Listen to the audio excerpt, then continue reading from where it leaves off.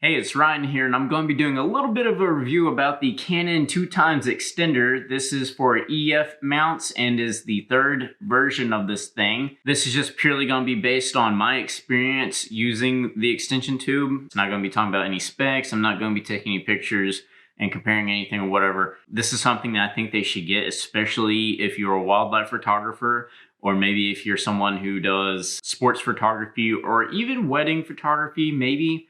Just because maybe you can't get super close for whatever reason for the shots that you need.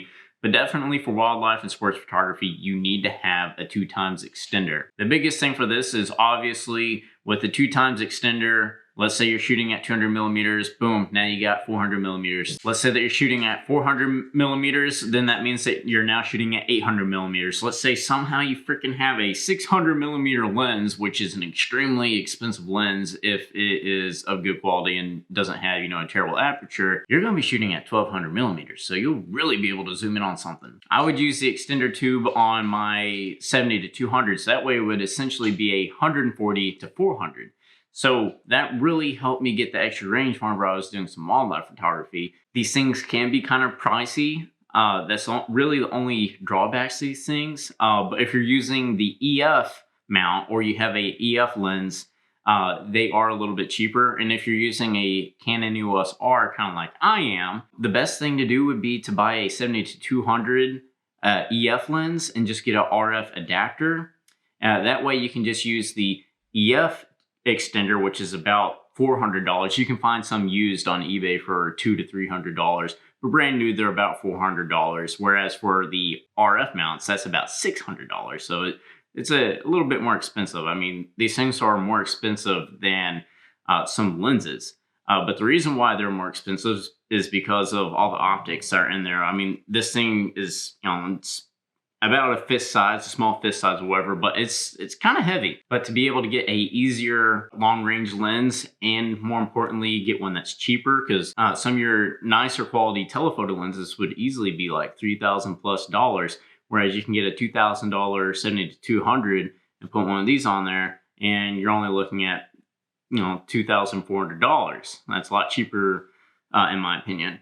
And then it's also more versatile because, if I'm not using this, I have a 70 to 200 and then I'll put it on there. I have 140 to 400. So the only thing that you got to keep in mind, and this is something that I kind of had to learn when I first started using it, was if you use a 2x extender, then that means that it doubles your aperture essentially. So I'm shooting at 2.8, that aperture is essentially 5.6. So if you're using a 1.6 adapter, whatever 2.8 times 1.6 is, that's what your actual aperture would be. So that's just one thing that you got to try to keep in mind whenever you buy one of these things. But I highly recommend getting one of these because it just makes the versatility of your photography so much better. And really, like I said, it's just a good way to make sure that you get a fairly good focal range, like especially for wildlife or sports photography, without breaking the bank. Because sure, it's not it wouldn't be like a 400 2.8 or 600 2.8, which, because those are like $13,000 lenses.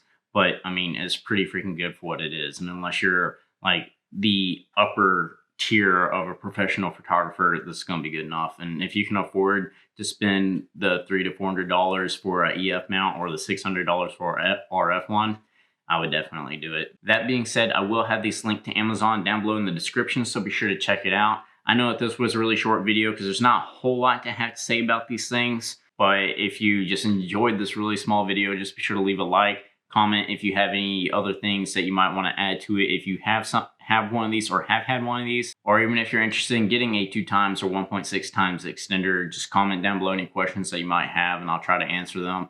Also, be sure to subscribe and click that bell icon for any future videos. That being said, that's the end of my video and I'll see you all in the next one.